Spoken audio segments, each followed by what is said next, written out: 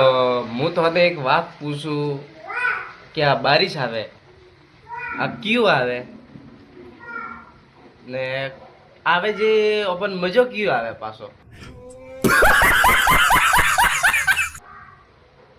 ને મજો આવે છે એડો આવે કે ઓપી જીલવાઈ પર ટૂંકો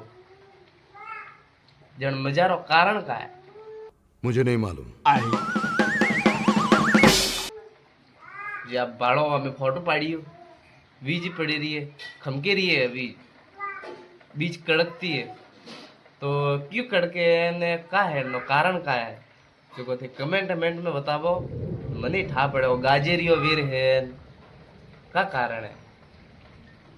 जी कोनी फटाफट कमेंट करो है कोनी फटाफट ठीक है समझिए ने मुझे बताओ देखो चारों ओर काला काला नजारा काला काला घनघोर बादल है दिखाई नहीं दे रहे लेकिन घनघोर बादल है ને વરસાદ આવી રહ્યો છે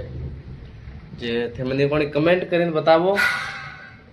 તો હું તમને પાછું ઉત્તર દઉં કે આ ઈ આવે કે વરસાદ બાકી એન્જોય કરો વરસાદ રો